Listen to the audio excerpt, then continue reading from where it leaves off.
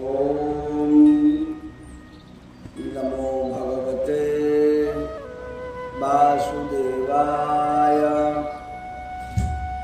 अब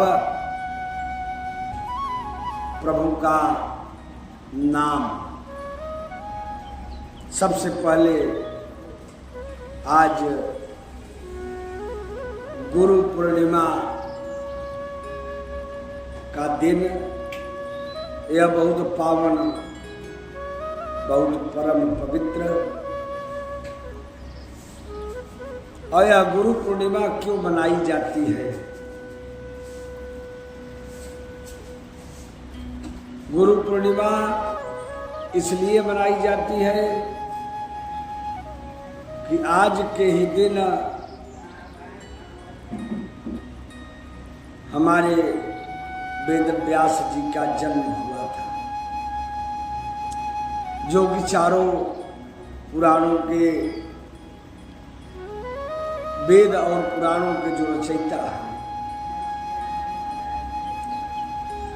वेद व्यास जी ने लगभग, जैसे श्रीमद् भागवत महापुराण हुआ, ये सब उन्हीं के द्वारा यह संकलन किया गया है, उन्हीं के द्वारा यह इसका सब बताया हुआ है। और इसीलिए यह आज पावन पर्व मनाया जाता है। बाबा श्री वेद व्यास जी के द्वारा यह रचा हुआ, जो कि हमारे सारे पुराणों के रचयिता है। गुरु पूर्णिमा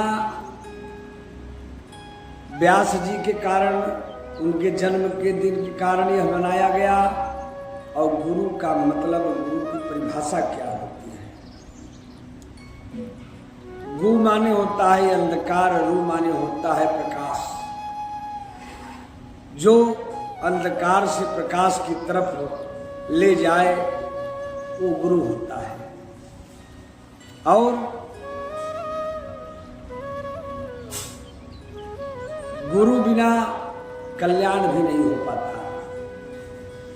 हमारे बाबा गोस्वामी तुलसीदास जी लिखे, अरे गुरु बिनु भवन तरई न कोई, अजौ विरंचि शंकर सम होई।